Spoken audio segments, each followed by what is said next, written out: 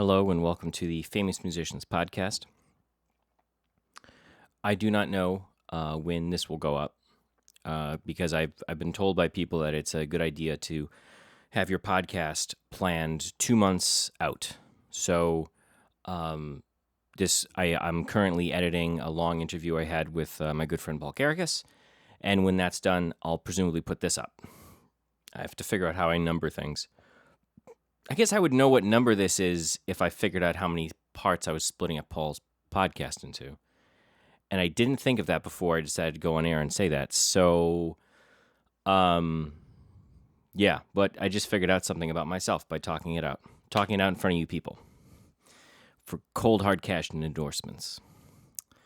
Speaking of cold hard cash and endorsements, don't forget to consider perhaps going on to the patreon.com/famous musicians podcast to support the show.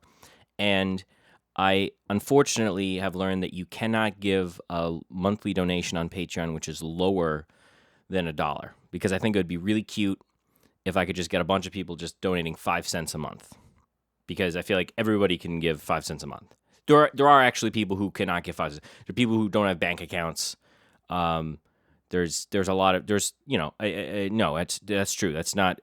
There are people who can't do that. That's true.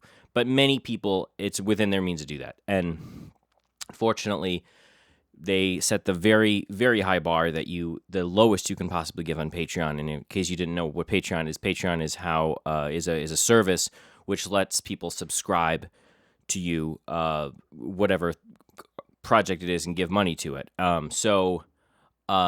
Yeah, it turns out you can't give lower than $1 a month. But think of it this way. If you're listening to this and you go, this guy is a hoot. He's so funny. I'd just give him $6 if he was talking in a club. Then why don't you subscribe to my Patreon for 6 months? And if in 6 months I don't wow you to give me another $6, then cancel it. You know what I mean? So, I mean, I feel like that's within most people's budgets. Anyway, so there's my plug without any commercials. Okay, so here is the episode that I'm doing right now, which is called "My Chihuahua is Too Loud and is Barking Too Loudly," and my wife doesn't keep her in a crate. 1 second.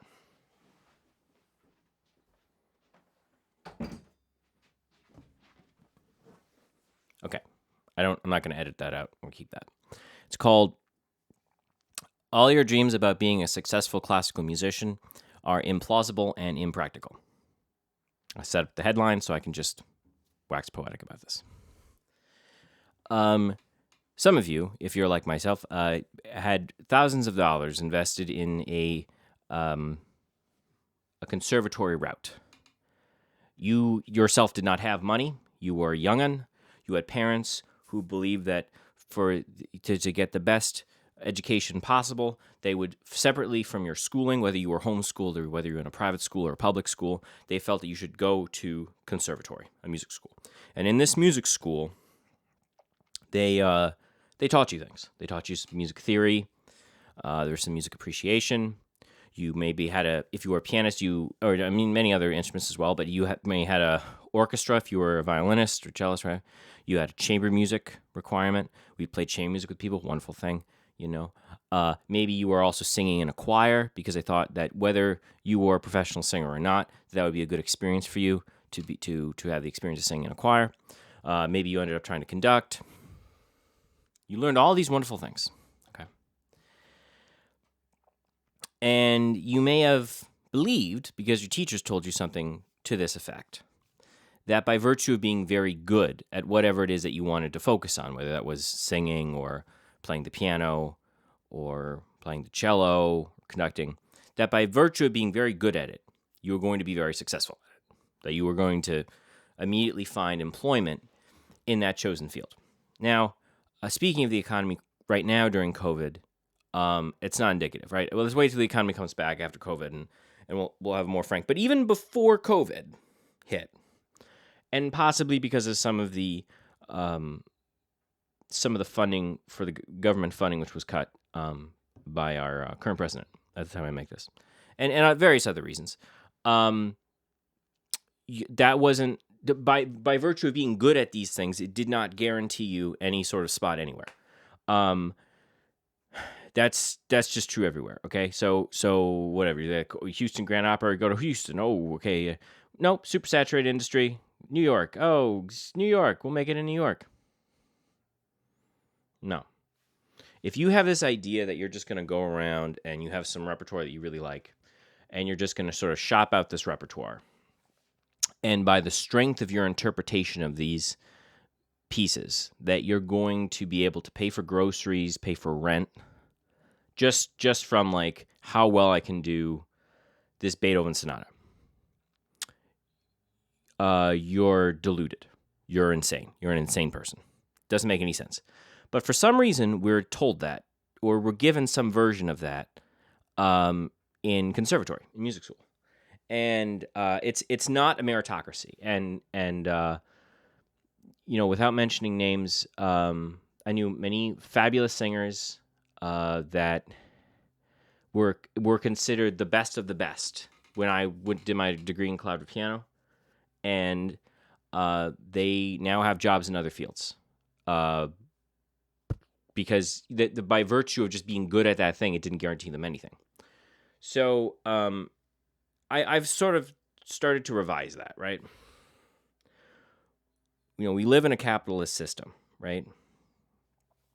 And, supply and demand.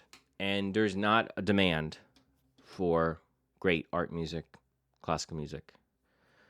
It doesn't mean that those things aren't important and valid. They are. Shakespeare's plays are important. The Mona Lisa is important. The pyramids of Giza are important. The Hanging Gardens of Babylon are important. Books about Atlantis are important. Okay, they're valid. They have value, but they're not necessarily valued in the current system we have. Things aren't valued high on the basis of their merit. Okay? So what I mean to say is, if you are similar to myself and you have a lot of specialized training and you enjoy that and you want to do that professionally, you need to spend as much time figuring out how to make what you do available for people to purchase as much as doing the thing itself. It's not enough to just be good at it. That doesn't give you anything, really. I mean, it gives you the validation of someone that you're paying to tell you that you're good, or it doesn't. If you have a Russian piano teacher, that they'll just always tell you you're horrible. But that sometimes some people like that. It'll give you the validation of your other peers whose parents are also paying for them in school. But when you're out in the real world, it's just you. It's just you, and you have a bunch of people who didn't go to your school that need to know why what you think is important and why they should give money towards it and find it valuable.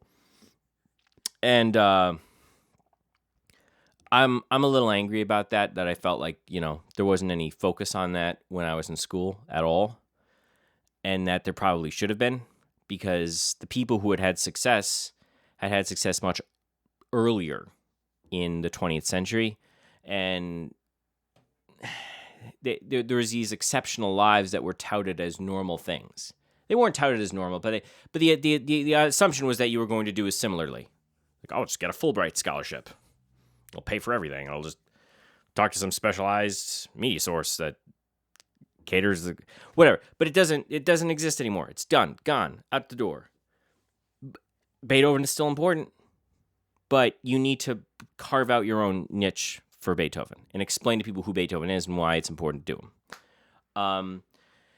So that's it, really. That's literally this is the entire episode right now, is because I think that there's a lot of people currently that I'm friends with, and I'm sure other people in the world that are still operating under the misapprehension that the ability to do something to a very high level in music corresponds to commercial success. And it may have at some point in time. It is not true now at all. And, you know, do I know guys that can sing better than Placido Domingo? You know? Yeah, I do.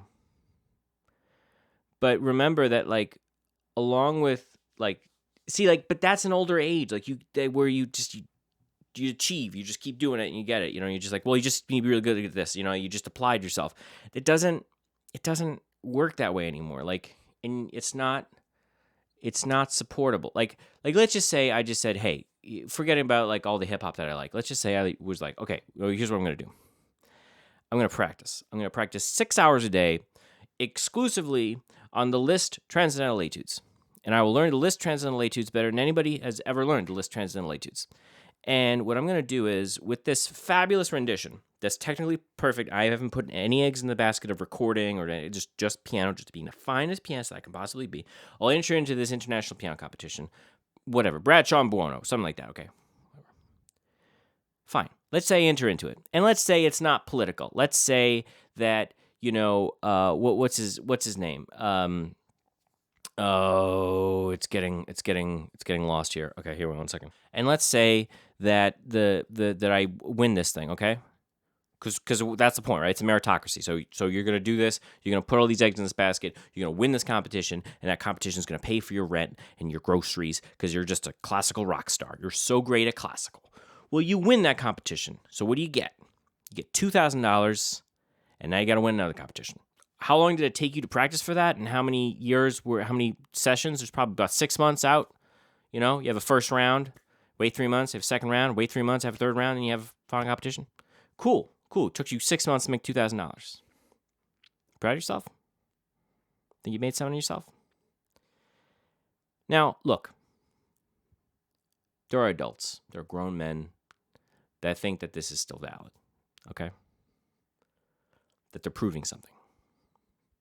Maybe their father did it. I don't know. Maybe their second piano teacher did it. And by doing that, they're impressing them. And if they impress them, that means the world to them because they never had a wife or something. Or they never had something they cared about more deeply than that. And that's true for you. God bless you. All right? Far be it from me to take that away from you. Okay? But for everybody else, I think I speak for most creatives when I say you basically just want to be in a position where you're making enough money doing what you love to be able to do more of what you love. That's it. It's not for the validation and approval of your peers. It's just to be in a position where you're comfortable enough to create the art that you want to create. And by doing the art you want to create, it thereby helps you to make more art. That's it. And to do that, you have to figure out how you're going to do that. And you have to figure that out yourself. All right? And the fact of the matter is, there's no meritocracy. No one's going to give you a merit badge and be like, hey, guess what? You're so good at this. I'm going to give you $600 a week because you're so good at it. No, it's you're filling a demand. And if there isn't a demand for it, you have to create a demand. You have to make something that people will want to give money for. All right? So I hope this inspires you. Don't give up on your dreams. All right, you know, you want to do the to whatever cello piece, solo cello piece. You want to play the Webern piano pieces on the piano. Okay, fine. It's a beautiful thing. I think that's I think that's wonderful. You want to play the Debussy preludes? Wonderful. You want to do all of Opus 10 Chopin? Fantastic. Good for you. I applaud you. But don't do that thinking that just by virtue of the fact that you're so good at this, that you put in so much time and you got that money will fall from the sky and pay for your expenses. It won't. And I felt like some of my teachers were either avoiding telling me that or I don't know. But you need to know that. It won't. And just have a plan. Just have a plan on how you're going to be able to present that in some way and make money doing that. Okay? Hey, listen, that stuff in the public domain. Everybody's dead. Just record it and sell it. There you go. Just do that. Not hard. Oh, if it's hard, can't play it, practice it. Get it good now. Great. Record it. Sell it. Done. That's a plan. It's better than no plan. I'm just saying, don't give that to the Fulbright people and be like, hey, can I get a? Because you won't. It's super saturated. No one's going to give anyone anything for anything now. It's just, it's the industry. No, it doesn't work that way. You have to create your own thing. That's it. All right. Hope you're good. Talk to you soon. Okay.